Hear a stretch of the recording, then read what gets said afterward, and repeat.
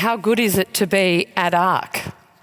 Well, last month I attended the 125th anniversary of Australia's first Parliament, held in Melbourne's Exhibition Centre, the very site where our Parliament met in 1901. I felt like a lonely conservative, like Hiro Onoda, the Japanese soldier who kept fighting the Second World War in the Philippines into the 70s. It was very much an elites-only event which oozed remorse for our colonial past. There were no Australian flags, no mention of our Constitution, our British heritage. There was a passing nod to His Majesty King Charles in the Governor-General's speech, but there was a lot about how Australia had changed for the better to be more diverse, inclusive, tolerant as a nation.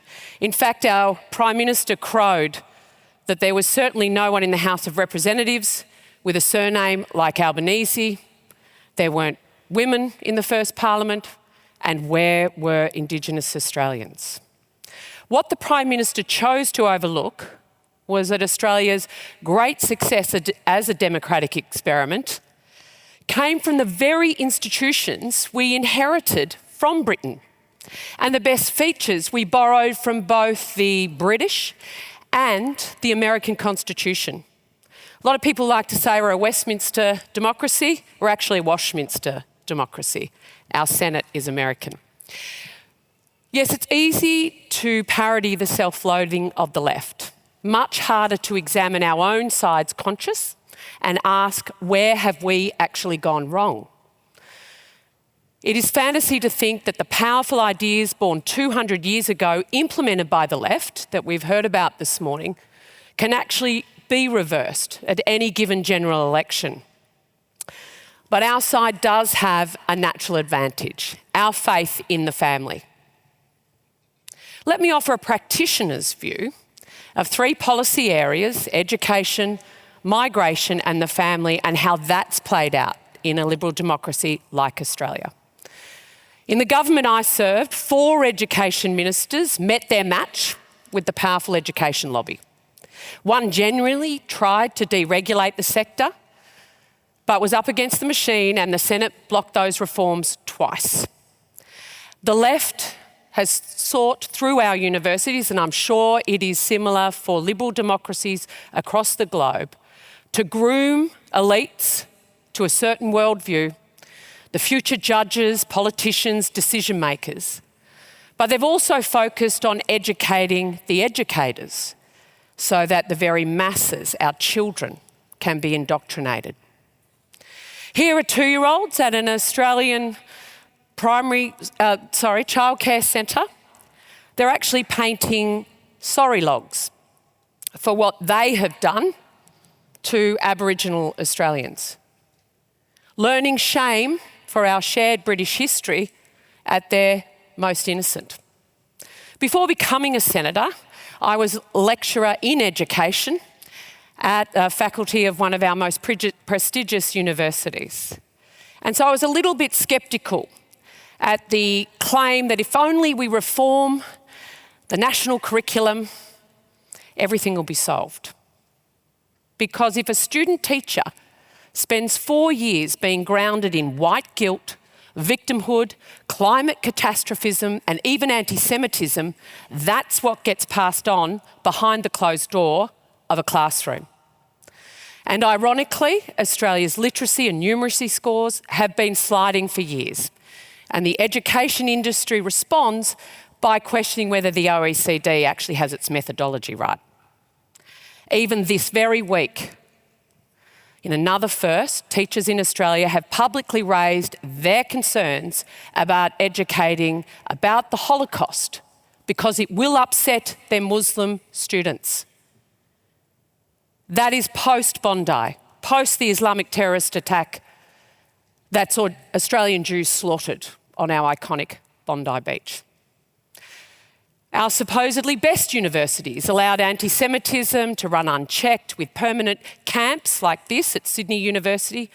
Jewish lecturers' offices were urinated on, Jewish students harassed, intimidated, research careers cancelled.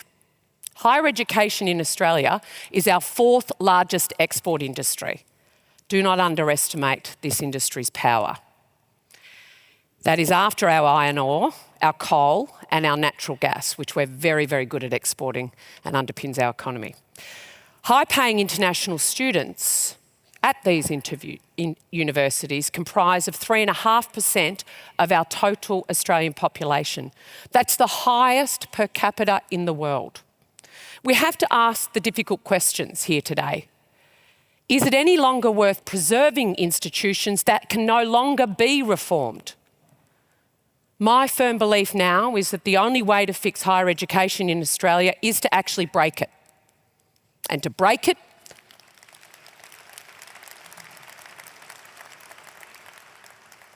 by ending their funding model through international students. Just on migration, nothing changes a country more quickly, for better or for worse, than rapid immigration. Successive centre-right governments in Australia achieved something genuinely remarkable. So on education, we had a lot of fails. So I think we're going to have to break it. On migration, we've had some successes. We absolutely stopped illegal immigration. We stopped the boats. We had a flotilla of rickety boats, 50,000 desperate souls who'd paid their life savings to people smugglers had arrived. Stopping the boats was difficult because the left, we were constantly attacked for lacking compassion and kindness. We were even attacked from our own side in government. Those attacks were relentless. But the Australian people supported our resolve and our actions, and we succeeded. We succeeded to the point where this is now bipartisan policy in Australia. The left-wing government has adopted the centre rights campaign. So I want to say a big shout out to Tony Abbott if he's in the room, and I think there was a minister at the time, Scott Morrison as well, who assisted with that. But thank you. They deserve a clap because now the world is coming to Australia to ask, how did you do this?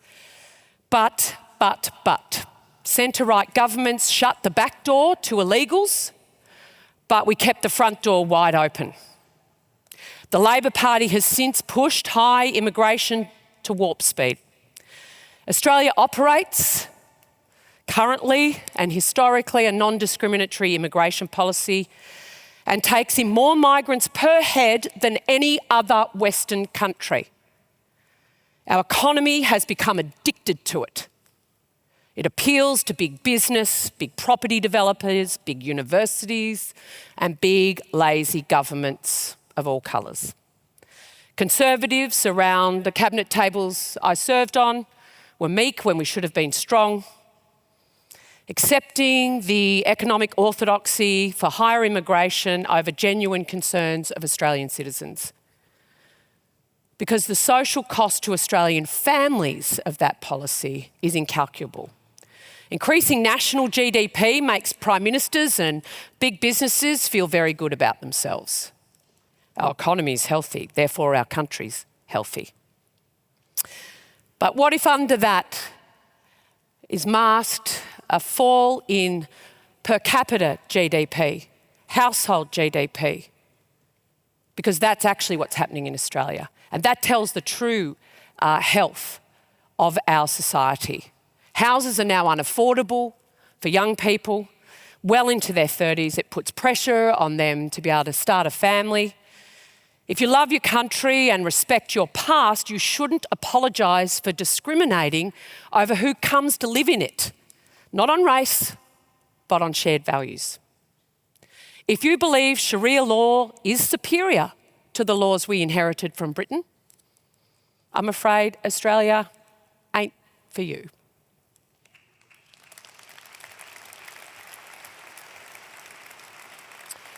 Defence of the homeland should be number one priority of any government, but surely the defence of the family must come a close second. If we really believe this, our policy focus as parliamentarians and thought leaders should be on family housing, supportive tax structures, and support parents' choice about care for their young children, not universal industrial care that is supervised by the state. Currently in Australia, we're paying in excess of $16 billion a year and taking that choice away from parents. On the calamity of the falling birth rate, we blame affluence, birth control, climate fears, or the entitled, in my case, I've got 4 adult children, the entitled attitudes of our own children. But are these symptoms or are they causes? The most natural thing in the world is to make babies. But there's no escaping that modern life is becoming more incompatible with that biological reality. Politics is downstream of culture, not upstream. Parliaments can pass laws and set priorities, but only 2 people can find each other, and that often takes longer than we think, commit and get on with it. So young men are going to have to pony up. They are. Young women are going to have to accept that biology is a real thing and the runway is short. And we, all of us, have to recognise, accept and promote that having children is a social good.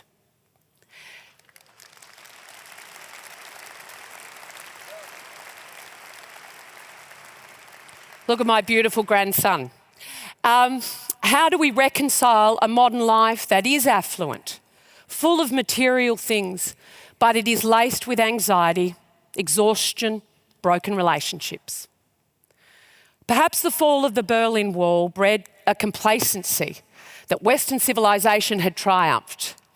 In fact, our enemies merely regrouped to take full control of the civil service, the corporates, the police, and even our sporting codes.